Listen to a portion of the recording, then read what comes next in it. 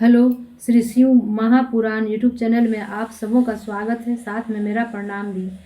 तो आज श्री शिव महापुराण के चतुर्थ खंड के चतुर्थ अध्याय का वर्णन सुनूंगी और सुनाऊंगी। तो अध्याय वर्णन सुनने से पहले मैं अपने गुरु जी की स्तुति कर लेती हूँ, फिर आगे की कथा सुनती हूँ और सुनाऊंगी।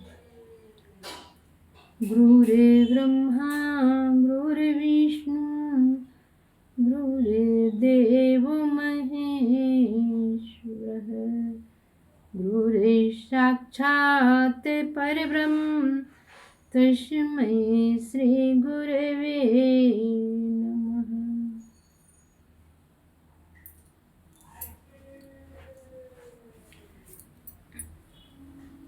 ब्रह्मा जी बोले, हे नारद, वही स्त्रियां जिनके विषय में हम पहले बता चुके हैं, उसी समय स्नान करने के लिए उस नदी के किनारे पर जा पहुंची। वे उस बालक को देख निकट जा पहुंची तब तथा बालक को अत्यंत सुंदर पाकर प्रत्येक स्त्री का मन उसको लेने के लिए चाहने लगा।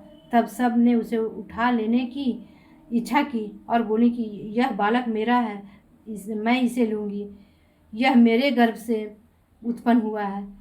यूं कहती हुई सब परस्पर झगड़ने लगी। तब बालक ने सबके स्तनों से दूध पीकर उनके झगड़े को दूर कर दिया। इस प्रकार वे सब माता के समान हो गई। पार्वती नंदन सैनानी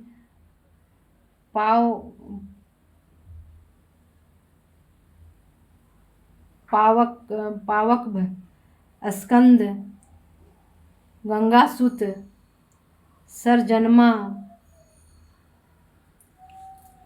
सन्मुख आदि बालक के नाम पड़े। इसके पश्चात उन स्त्रियों ने बालक को अपने घर ले जाकर बड़ा उत्सव किया। बालक के जन्म का महीना कार्तिक तथा छठ तिथि थी। इस प्रकार शुभ लगन एवं शुभ मुहूर्त में उसने जन्म लिया था। हे नारद, एक दिन ब्रह्मा, विष्णु तथा इंद्र आदि सब देवता इंद्र की सभा में विराजमान थे। तुमने उचित समय जानकर शिव जी का ध्यान करने के पश्चात स्कंद के जन्म का वृत्तांत वर्णन किया। उसे सुनकर देवता बोले, ज्ञात होता है कि शिव जी ने हम पर कृपा करके अपने लड़के को उत्पन्न किया है। अब हमारे सब कार्य पूरे हो गए। इस प्रकार बातें हो रही थी कि स्कंद अपने साथियों के साथ खेलते खेलते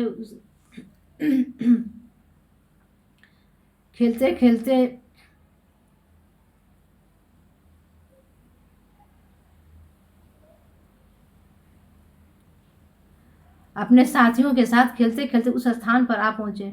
मुनियों और देवताओं ने ऐसे तेजस्वी बालक को देखकर पूछा, यह कौन है तथा किसका लड़का है?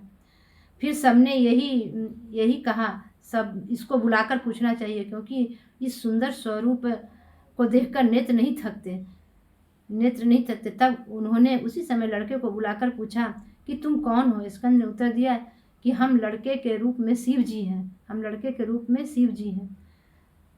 वही शिव जी जिनका तुम सदैव ध्यान धरते हो तथा जो लोक के हित चाहने वाले हैं। हमको लोक में गुरु कहते हैं। यह सुनकर विष्णु जी ने कुछ सोचकर कहा, यदि तुम शिव जी हो तो हमको विश्वास दिलाने के लिए अपना स्वरूप दिखलाओ। स्कंद ने यह सुनकर अपने भयानक शरीर में विराट रूप प्रस्तुत किया, जिसमें करोड़ों ब्रह्मांड, इंद्र, उपेंद्र आदि वर्तमान थे। उस समय समस्त सभा उसके रोम रोम में ब्रह्मांड देखकर कांप उठी। विष्णु जी तथा मैंने घबराकर शरण पुकारी तथा कहा, वास्तव में आप शिव जी का रूप है। आप अपना वही रूप धारण कर लीजिए। यह सुनकर स्कंद ने तुरंत अपना पहले वाला रूप धारण कर लिया। हे नारद, विष्णु जी ने हाथ जोड़कर स्कंद की स्तुति की और बोले, हे सन्मुख, हे शिव गिरजा के पुत्र, अब तुम हम पर कृपा करो। तुम तो अनादि निर्गुण तथा सगुण स्वरूप हो। इस समय तुमने स्कंद अवतार धारण कर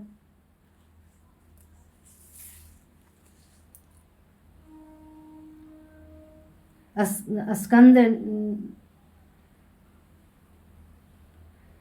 धारण कर लीजिए। वास्तव में आप शिव जी का रूप है। अब आप पहला रूप धारण। यह सुनकर स्कंद ने तुरंत पहले वाला रूप धारण कर लिया। हे नारद, विष्णु जी ने हाथ जोड़कर स्कंद की स्तुति की और बोले, हे षण्मुख, हे शिव गिरजा के पुत्र, अब तुम हम पर कृपा करो। तुम तो अनादि निर्गुण तथा सगुण स्वरूप हो। इस समय तुमने स्कंद अवतार धारण किया है। इस प्रकार विष्णु जी ने स्तुति की। इसके उपरांत विष्णु जी तथा मैं स्कंद को विमान पर चढ़ाकर देवताओं सहित शिव जी के मंदिर की ओर चले। उस समय प्रत्येक मुख से जय जयकार का शब्द निकल रहा था। सब लोग आनंद मनाते हुए कैलाश में जा पहुंचे। हमने स्कंद को शिव जी के पास ले जाकर खड़ा किया। उसे देखकर शिव जी एवं गिरजा को अपार आनंद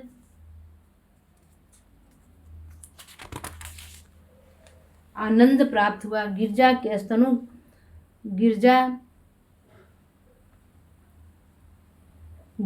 स्तनों से दूध निकल पड़ा तथा वही दशा हो गई जैसी कि पुत्र की उत्पत्ति के समय होती है। जब शिव जी ने पूछा कि यह किसका पुत्र है, तब हे नारद, तुमने यह समझकर कि शिव जी का चरित्र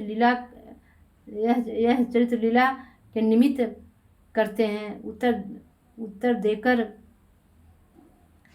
आदि से अंत तक का सब वृत्तांत कह सुनाया। उसे सुनकर शिव जी ने बड़े लाड़ प्यार से लड़के को लिया तथा गिरजा की गोद में लेकर दुग्ध पान कराया। इस प्रकार शिव जी तथा गिरजा दोनों अत्यंत प्रसन्न हुए।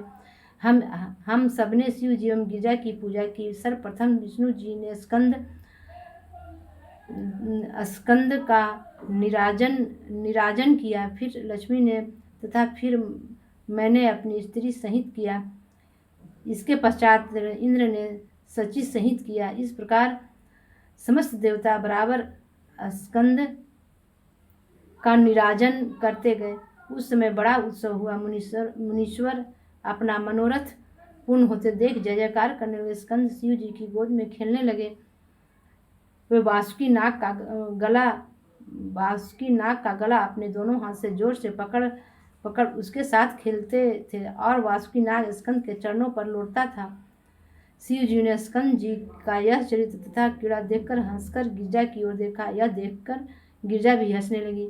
आज की वाणी में अपने शिव गुरु के चरणों में विराम देती हूँ।